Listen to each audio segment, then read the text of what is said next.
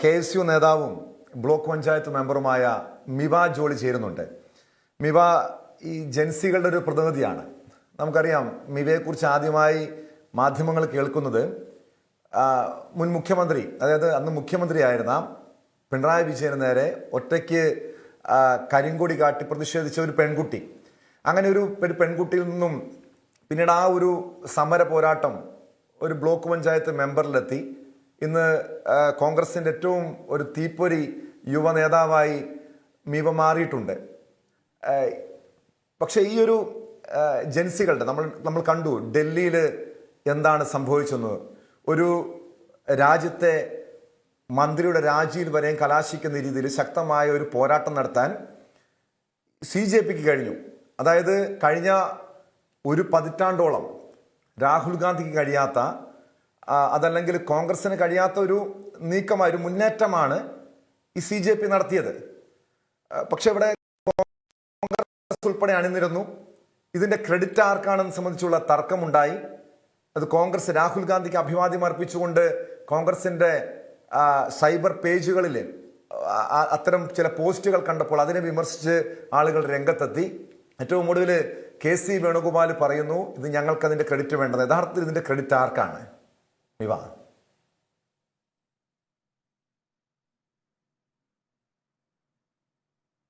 തീർത്തും ജനാധിപത്യത്തിന്റെ ഒരു സൗന്ദര്യം ആ ഒരു സമരത്തിൽ വിദ്യാർത്ഥികൾ അണിനിരന്നപ്പോൾ, ആ വിദ്യാർത്ഥികൾ ഒന്നു ചേർന്ന് നടത്തുന്ന സമരത്തിന്, ആത്മാർത്ഥമായി നടത്തുന്ന സമരത്തിന്, അതിന് ഏറ്റവും അന്ത്യത്തിൽ അതിന് വിജയമുണ്ടാകും എന്നുള്ളതിന് ഏറ്റവും മനോഹരമായിട്ടുള്ള ഒരു ഉദാഹരണമാണ് ഒരുപറ്റം വിദ്യാർത്ഥികൾ കേവലം ഒരു രാഷ്ട്രീയ സാഹചര്യങ്ങളുടെയും ഒരു പശ്ചാത്തലമില്ലാതെ ഒരു സോഷ്യൽ മീഡിയയുടെ മൂവ്മെന്റ് പോലെ വന്ന് അവർ വിദ്യാർത്ഥികളെ അണിനിരത്തി നടത്തിയ ഒരു സമരത്തിന്റെ അന്ത്യത്തിൽ ഒരു തരത്തിലും അടിയറ വയ്ക്കില്ല, ഒരു തരത്തിലും രാജിവെക്കില്ല, ഒരു തരത്തിലും തോറ്റു എന്ന് സമ്മതിക്കില്ല എന്ന് പറഞ്ഞ BJPയുടെ RSSന്റെ കേന്ദ്ര സർക്കാരിന്റെ ഇത്രയും അഴിമതിക്ക് കൂട്ടുനിന്ന, ഇത്രയും വിദ്യാർത്ഥികളുടെ ജീവൻ തന്നെ എടുത്ത, ആത്മഹത്യയിലേക്ക് വിദ്യാർത്ഥികളെ തള്ളി നീക്കി അതിന് ഉത്തരവാദിയായിട്ടുള്ള ധർമ്മേന്ദ്ര പ്രധാൻ എന്ന് പറയുന്ന വിദ്യാഭ്യാസ മന്ത്രിയുടെ രാജിയിലേക്ക് വിദ്യാർത്ഥികളുടെ സമരം എത്തിയപ്പോ അത് ജനാധിപത്യത്തിന്റെ സൗന്ദര്യമായിട്ടാണ് നമുക്ക് കാണാനായിട്ട് സാധിച്ചത്. ആ ഒരു സമരത്തിന്റെ പൂർണ്ണമായിട്ടുള്ള ക്രെഡിറ്റും ആ സമരം ആത്മാർത്ഥമായിട്ട് ചെയ്ത വിദ്യാർത്ഥികൾക്ക് തന്നെയാണ്. വിദ്യാർത്ഥികൾക്ക് അതിനു അണിചേർന്ന, ഇരച്ചു കയറിയ, ഏതറ്റം വരെയും തങ്ങളുടെ ജീവൻ പോയാലും ഈ തങ്ങൾ ലക്ഷ്യം വെച്ച ആ ധർമ്മേന്ദ്ര പ്രധാന്റെ രാജിയാണ് ഞങ്ങൾ, ആ രാജി എത്തുന്നത് വരെ ഈ സമരത്തിൽ നിന്ന് പിന്മാറില്ലെന്ന് എന്നുള്ള ഒരു തീരുമാനമെടുത്ത വിദ്യാർത്ഥികൾക്ക് തന്നെയാണ് ബിഗ് സല്യൂട്ട് പറഞ്ഞുകൊണ്ടാണ് ഞാൻ തുടങ്ങട്ടെ. നമ്മളെല്ലാം സമരം ചെയ്തുകൊണ്ടാണ് നിരവധി അതിന്റെ പങ്കുപറ്റാൻ കോൺഗ്രസ് ഏതെങ്കിലും ഘട്ടത്തിൽ ശ്രമിച്ചിരുന്നോ?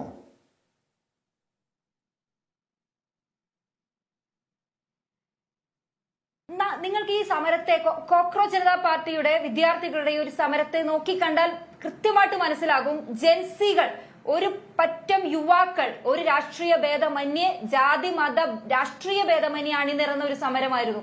ആ സമരത്തിൽ ഒരു തരത്തിലും NSUI എന്നോ KSU എന്നോ അല്ലെങ്കിൽ ഇന്ത്യൻ നാഷണൽ കോൺഗ്രസ് എന്നുള്ള യാതൊരു തരത്തിലുള്ള പാർട്ടി ലേബൽ ഇല്ലാതെ അവർക്ക് പിന്തുണ നൽകണമെന്ന് ആദ്യം ഞങ്ങൾക്ക് മാർഗനിർദ്ദേശം തന്ന നേതാവിന്റെ പേര് രാഹുൽ ഗാന്ധി എന്നാണ്.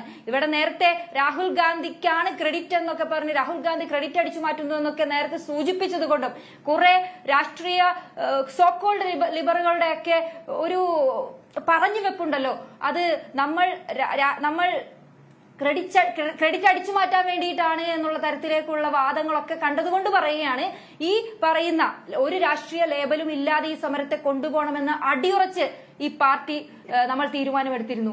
കാരണം ഒരു പൊളിറ്റിക്കൽ സ്റ്റാൻഡ് ഇല്ലാതെ നിഷ്പക്ഷമായിട്ടുള്ള മുഴുവൻ വിദ്യാർത്ഥികളെയും അണിനിരത്തുവാൻ ജൻസികളെ, നമ്മളിപ്പോ ചർച്ച ചെയ്യുന്ന ജൻസികളെ ഒരു തരത്തിലും എല്ലാ തരത്തിലും അപ്പൊളിറ്റിക്കലായിട്ട് ചിന്തിച്ചുകൊണ്ടിരുന്ന വിദ്യാർത്ഥികളെ, ജനങ്ങളെ, യുവജനങ്ങളെ പൊളിറ്റിക്കലായിട്ട് ചിന്തിപ്പിച്ച, ഒരു പൊളിറ്റിക്കൽ സ്റ്റാൻഡ് എടുത്ത് തന്നെ മുന്നോട്ട് പോയാലേ ശരിയാകൂ എന്നുള്ള സ്റ്റാൻഡിലേക്ക് സോഷ്യൽ മീഡിയയിൽ അടക്കം അലയൊളികൾ സൃഷ്ടിച്ച ഒരു തരത്തിലേക്ക് ഇതിന്റെ ക്യാമ്പയിൻ പോയതും ഈ സമരം ഇത്രയധികം വിജയത്തിലേക്ക് നീങ്ങിയതും ഒരു പൊളിറ്റിക്കൽ പിന്തുണ, പൊളിറ്റിക്കൽ ലേബൽ ഇല്ലാതെ ഈ സമരത്തെ നമ്മൾ നോക്കിക്കണ്ടത് കൊണ്ടാണ്.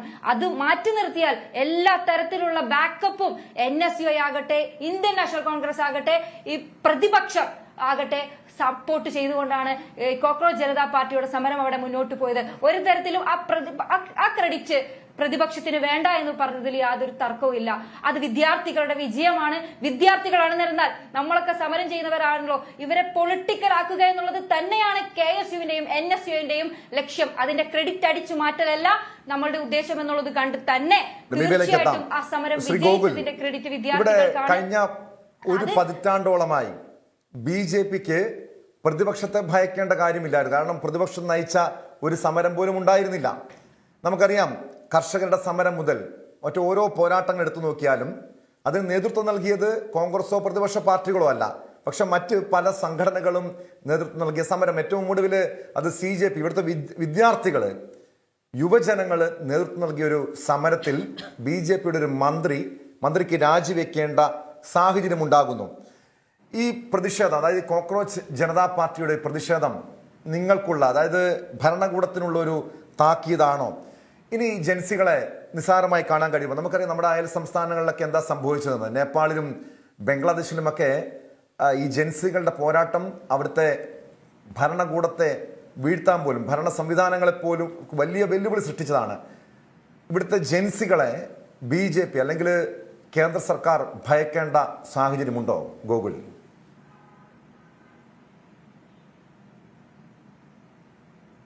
ഇവിടെ ഒരു ഘട്ടത്തിലും രാജ്യത്ത് യുവാക്കൾ, വിദ്യാർത്ഥികൾ ഉയർത്തിക്കൊണ്ടുവന്ന നീറ്റുമായി ബന്ധപ്പെട്ട ഈ സമരത്തെ ഒരു ഘട്ടത്തിലും അടിച്ചമർത്തുന്ന രീതിയിൽ, അല്ലെങ്കിൽ ഈ സമരത്തെ പ്രതിരോധിക്കുന്ന രീതിയിൽ, ഇത് കുഴപ്പമാണ് എന്ന് പറയുന്ന രീതിയിൽ BJPയോ കേന്ദ്ര സർക്കാരോ ഇടപെട്ടിട്ടില്ല. നിങ്ങൾക്ക് തന്നെ കൃത്യമായി നിങ്ങളുടെ കയ്യിൽ അതിൻ്റെ എല്ലാ രീതിയിലുമുള്ള ഡോക്യുമെന്റേഷൻ ഉള്ളതാണ്.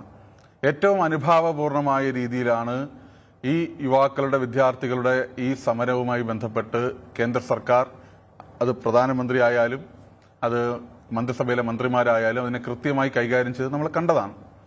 പിന്നെ ഇതിനകത്ത് കേന്ദ്രമന്ത്രി ധർമ്മേന്ദ്ര പ്രധാൻ രാജിവെക്കേണ്ടി വന്നു എന്ന് പറയുന്നത് അത് യാഥാർത്ഥ്യം നമ്മുടെ മുമ്പിലുണ്ട്.